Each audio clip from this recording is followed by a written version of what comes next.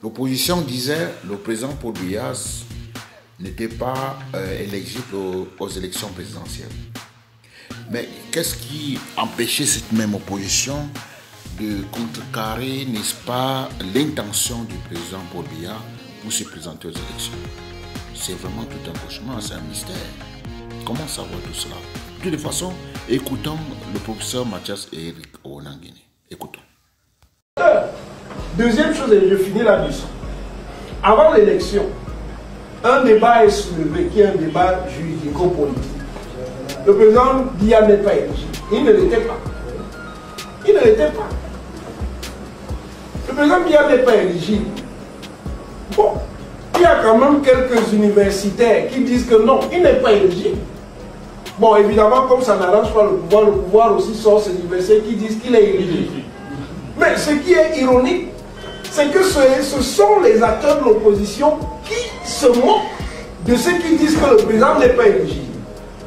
Alors que ça créait une voie où ils pouvaient se mobiliser. Et je vais vous dire, si vous vous rappelez bien à l'époque, vous avez vu qu'il y a eu une session extraordinaire à l'Assemblée nationale, n'est-ce pas? Tout à fait. En réalité, le pouvoir a voulu modifier la Constitution.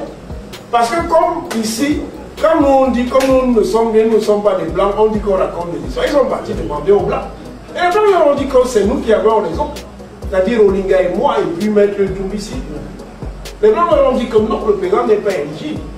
Ils ont donc préparé un projet, mais quand ils ont vu ce qui s'est passé au Sénégal, ils ont dit que non, il y a un piège. On passe en force. Et ils sont passés, sans que ceux qui jouent la fonction politique d'opposant se soient opposés à cela. Or, l'opposition aurait pu agir, non pas nécessairement pour que Paul Biya ne soit pas candidat, parce qu'il est clair que dans son affaire, il ne pouvait être que candidat. Par contre, en mettant la pression sur lui, on aurait pu renégocier certaines règles du jeu au niveau électoral. Ils ne l'ont pas fait. Vous allez dire que c'est la faute de la société civile?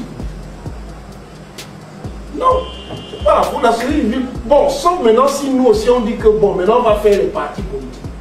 Ce qui aussi serait un problème. Tout le monde ne peut pas être dans les partis. Non, c'est ça le problème. L'action, et c'est ça que le système a fait. Tout le monde ne peut pas être dans les partis. Si tout le monde est dans les partis tel que c'est là, ça ne va jamais fonctionner. Eux-mêmes savent aujourd'hui que s'il faut structurer un potentiel d'alternance, il faut structurer la société civile. C'est pour ça que vous avez vu comment ils s'attaquent à Dynamique Citoyenne. Parce qu'ils savent que Dynamique Citoyenne est dans le même réseau que les Yanamar et tout, et ils ne veulent donc pas que Dynamique Citoyenne crée le même potentiel. C'est ça que dès que Dynamique Citoyenne peut se réduire, on les harcèle. Parce qu'ils savent qu'ils ne sont pas faits. Bon, si vous, par contre, vous décidez de créer un parti, on dit non, mais c'est bien comme ça, non, si c'est 0,0. Directement, on va le dans un coin. Mesdames et messieurs, chers frères et sœurs, très chers compatriotes,